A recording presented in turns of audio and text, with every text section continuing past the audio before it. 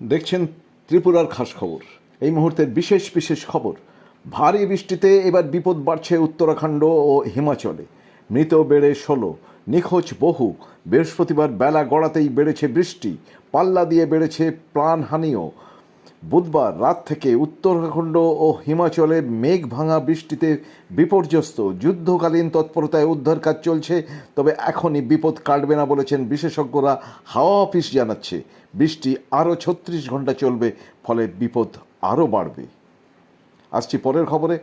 ওয়ানরের ঘটনা বাদ দিলে প্রকৃতির রুদ্র রোষে 7 রাজ্যে মৃত 32। সংসদে পেশ বিপর্যয় মোকাবিলা সংশোধনী বিল। এই পরিস্থিতিতে কেন্দ্রীয় প্রতিমন্ত্রী নিত্যানন্দ রায় বিপর্যয় মোকাবিলা সংশোধনী বিল পেশ করলেন।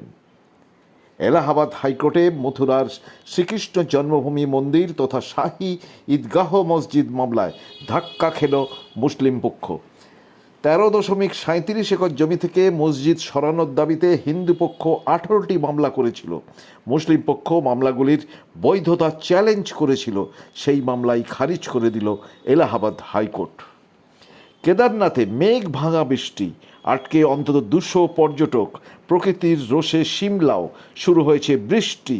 পর্যটকদের যুদ্ধকালীন তৎপরতায় বিপর্যয় মোকাবিলা বাহিনী উদ্ধার কার্য চালিয়ে যাচ্ছে।